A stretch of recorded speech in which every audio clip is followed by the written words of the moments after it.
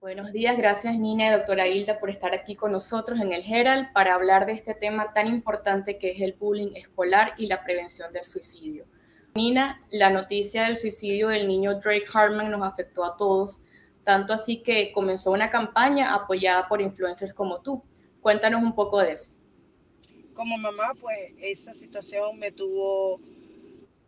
sacó de mis cabales porque algunas veces pensamos que sabemos lo que está pasando por nuestros hijos y realmente no es así. Al emigrar, pues me he dado cuenta de esta realidad que es el bullying, cosa que en mi país no lo había mucho o si lo había, pues no le tomábamos como que tanta importancia.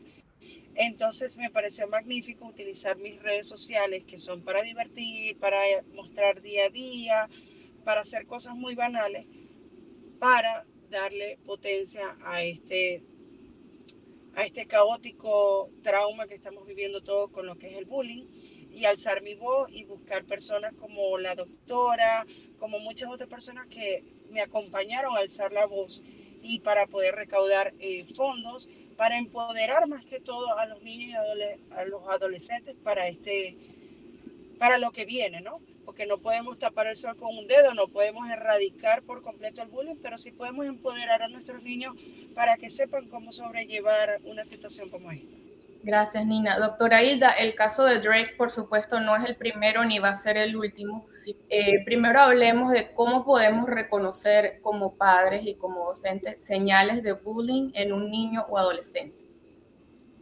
Sí, bueno, en vista de que el bullying es una violencia reiterativa, va causando o se va mermando, ¿no? Lo que es la salud emocional y hasta física del quien lo padece.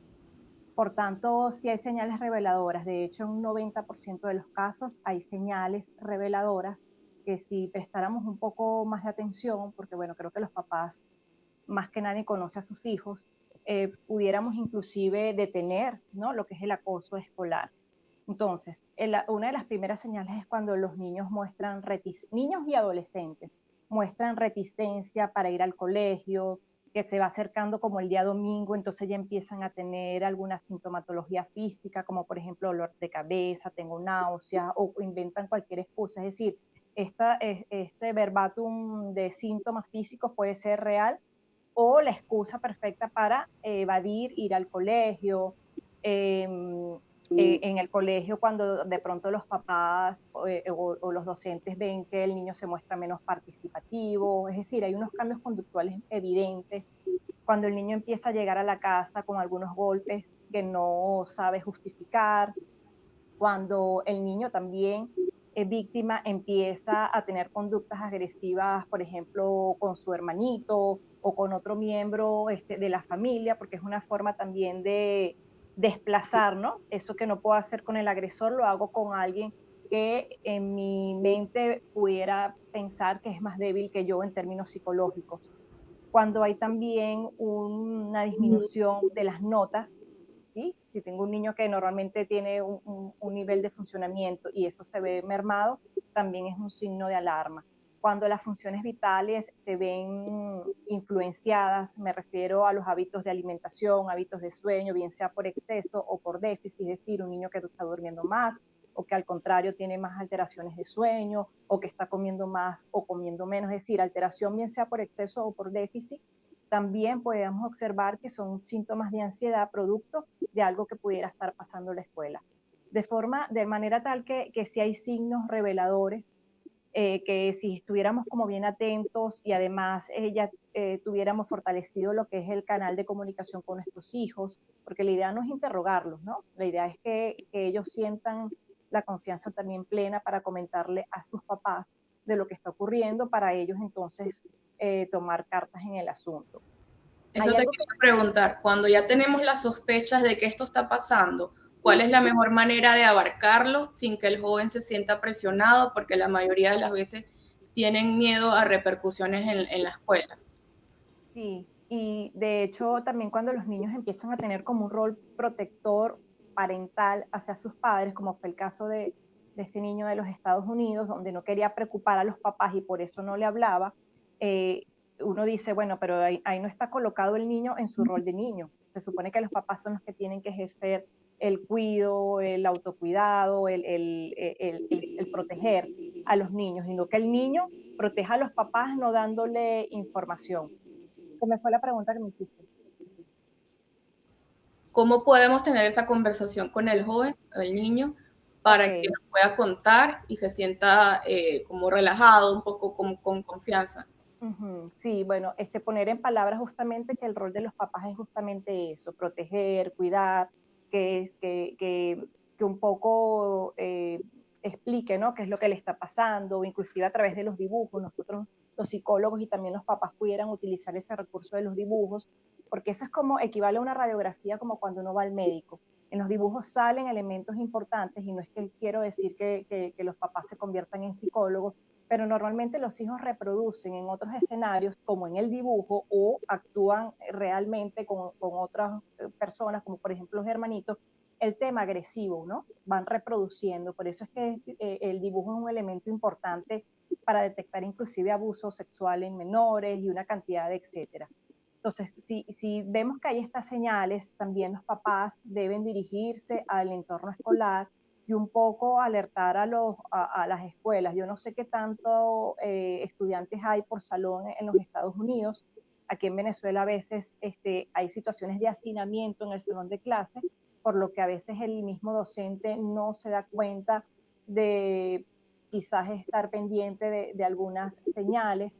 También invitar a los docentes a que estén como bien pendientes, sobre todo en las horas de receso, que son justamente los momentos donde hay menor control conductual, menor observación, donde hay juego libre, y justamente son estos espacios donde normalmente se da la agresión. A veces las agresiones no son tan evidentes. Por ejemplo, aislar a un niño, no hablarle, que todo el salón se ponga de acuerdo para no hablarle a un niño, también tiene que ver con maltrato psicológico. Y aquí es muy importante que los papás y todo el entorno entienda que el bullying tiene que ver con agresión física, pero también tiene que ver con agresión verbal y esa violencia psicológica que es la menos visible, y por eso que tenemos que estar como muy pendientes de estos cambios para que los padres junto con el personal directivo, docente, hagan un trabajo mancomunado para que la agresión disminuya. A mí me ha sorprendido muchísimo en las noticias videos que se han hecho virales de situaciones donde un estudiante golpea a otro, pero de forma recurrente, y no hay nadie que se meta, no hay nadie que diga nada, porque es como que si fuera ajeno a nosotros. Eso no puede ser. Al no hacer y no decir nada, estamos siendo cómplices de la situación. Sí, cuando hablamos de bullying o acoso escolar, ya lamentablemente traspasa las cuatro paredes de la estructura física que tiene que ver con la escuela. Entonces quiere decir que el abusador tiene más oportunidades y más ventanas para hacer valer la agresión, ¿no? Y tener como más escenarios y más abanicos, más opciones para poder ejercer la violencia. Entonces, creo que lo más importante también es que los papás en este caso monitoreen el tema de sus hijos, ¿no? El que es víctima de acoso, y también el victimario, porque a veces siempre hablamos de la víctima, pero ¿qué pasa con el victimario? Entonces, definitivamente que hay que estar como bien pendiente en qué están nuestros hijos, porque las redes sociales per se no son malas, pero es el uso que le damos. Yo siempre pongo el ejemplo de un cuchillo. Un cuchillo, si lo utilizas para hacerle daño a otras personas, es inadecuado, pero si lo utilizas para cortar carne y comer, es el uso adecuado que se le da. Entonces, no es que tengamos que prohibir, pero sí un poco supervisar, estar pendiente de las fotos que se suben, y bien importante también explicarle al niño víctima cuáles son sus derechos, ¿sí? Y hasta qué punto educarlos, ¿no? Hasta qué punto vendría siendo él violentado y a veces no, porque lo que había comentado es que muchas veces la agresión es tan sutil que uno mismo como víctima entra como en confusión de, bueno, si esto realmente es una agresión o no, y darle estrategias a los niños, por ejemplo, también a los adolescentes, de parar con el acoso. Afortunadamente en el tema de las redes podemos bloquear gente, podemos restringir personas, y siempre tener un espacio, ¿no? Para que los niños dialoguen con sus papás y puedan mostrar cómo se sienten. En la medida que el niño pueda poner en palabras lo que sucede, cómo se siente, va a tener también mayor apoyo y mayor empoderamiento para hacerle frente a la situación. Sí, el niño que hace bullying normalmente es un niño que tiene una dificultad importante para desplegar la empatía. La empatía significa que aunque yo no esté viviendo tu situación, puedo ponerme en tu zapato y más o menos saber cómo te sientes. Y al momento de saber cómo te sientes, es lo suficiente como para yo decir, no voy a hacer esto porque sé que estoy dañando al otro. La empatía es un valor que se construye en las primeras edades, quizás no al año ni a los 2 años, pero ya cuando hay más conciencia moral, a los 3, a los 4, a los 5, ¿sí? El niño ya sabe que si golpea, que si pega, grita, que si hace alguna otra conducta puede dañar a los demás. Si un niño no se le enseña a construir la empatía en las primeras edades, casi que va a ser demasiado tarde y empiezan a desplegarse o construirse algunos trastornos de personalidad. Entonces, decimos que cuando un niño golpea al otro y se ríe, tiene un goce, ¿sí? Por hacer esa conducta, la empatía no está construida y no es que esto tenemos la posibilidad luego en la etapa adulta de construirla. Lamentablemente, si no se construye en los primeros años, entonces sí es importante, ¿no? Que los papás eh, estén bien pendientes de estas señales porque vamos a tener luego más adelante niños con trastornos psicopáticos de personalidad y cuando hablo de psicopatía no me refiero necesariamente a que pueda llegar a ser un asesino en serie. La gente asocia psicopatía con asesinos en serie. La psicopatía tiene un espectro donde va de menor grado a mayor grado. Una persona que en la vida adulta, por ejemplo, es infiel de forma reiterativa, es una señal de que no le importa al otro, la pareja en este caso, y eso es psicopatía, ¿sí? Cuando cosifico a las personas y las utilizo para obtener mis medios, eso es psicopatía. Entonces no necesariamente tiene que llegar a esta cúspide de matar a todo el mundo para decir que tiene conducta psicopática. Entonces sí, desde luego los papás deben también deslastrarse del tema cultural, donde, bueno, mi hijo golpea, entonces mira qué machote es, mira qué fuerte es, mira mi hijo es el líder. Entonces fomentar también esas cosas desde la casa es contraproducente porque de alguna forma están reforzando esos comportamientos que tienen que ver con hacerle daño a los demás. Y cuando nosotros le hacemos daño a los demás, no vamos a construir ni vínculos ni relaciones saludables, bien sea con la pareja, bien sea con amigos. Entonces sí es importante que los papás también estén atentos y busquen ayuda psicológica para estos niños que no sienten culpa. La culpa es saludable. Cuando yo mato un mosquito y por eso no puedo dormir, y valga el ejemplo, ¿no? Es exagerado. La culpa me hace diferente a aquel que daña, por ejemplo, a los animales y se acuesta tranquilo. Entonces, son signos de alarma que los papás tienen que estar muy pendientes, pero si los papás también son psicopáticos y no entienden que esto es eh, desventajoso para su niño en construcción, lamentablemente no buscan ayuda.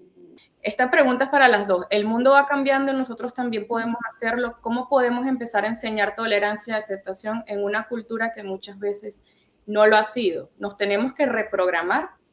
Yo creo que si vemos esta situación como una enfermedad real, como un cáncer, como un SIDA o como el COVID, podríamos de verdad todos nuestros recursos dárselos a lo que es psicopedagogía, psicólogos, psiquiatras, porque de verdad, o sea, el bullying es una enfermedad silenciosa, que no avisa muchas veces, que no da señales tan obvias y de repente, ¡pum!, ya pasó lo que tenía que pasar. Sea un suicidio o sea otra cosa, pues no tenemos que llegar al suicidio.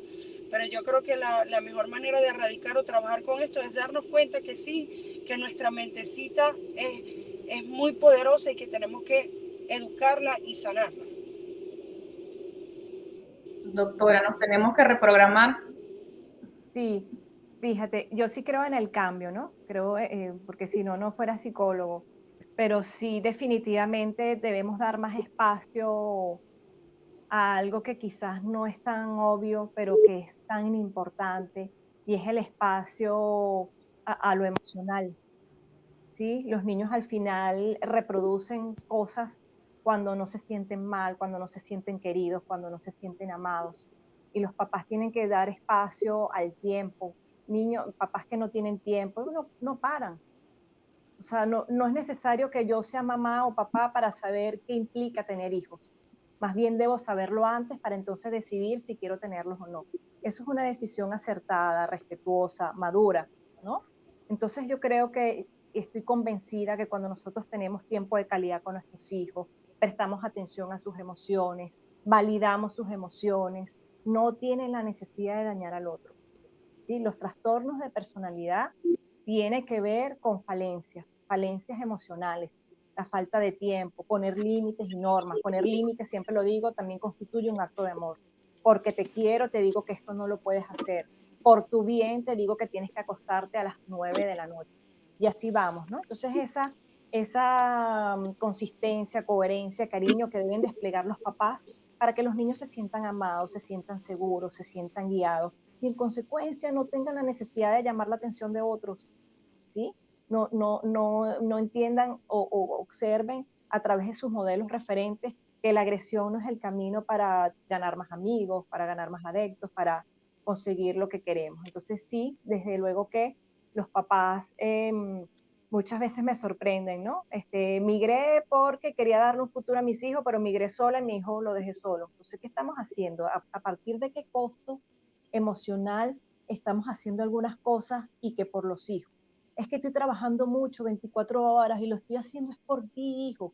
Demonios, ¿y en qué momento yo le presto atención a mi hijo? Entonces sí creo que hay que compensar. El adulto tiene que mirar y ver si realmente esas cosas que está haciendo, más allá de proporcionar alguna ganancia económica, estabilidad económica, realmente mirar hacia adentro y ver si está construyendo una familia funcional, unos hijos que se sientan amados y protegidos. Entonces creo que el cambio debe ir por allí, ¿no? Tenemos un mundo globalizado donde tenemos información de primera mano, ya tenemos menos tiempo o requerimos menos tiempo para hacer transacciones, pero y con todo eso no tenemos tiempo para educar ni para criar. ¿Cómo podemos ayudar a la Fundación NBEE? Bueno, ingresando a este enlace vas a poder acceder a todo lo que es la fundación, ahí explica su visión, su misión y está el cuadrito para donar. $1 o cualquier cantidad que tú puedas dar o que esté a tu alcance es muy importante. Va a cambiar vidas, que es lo que queremos ahorita.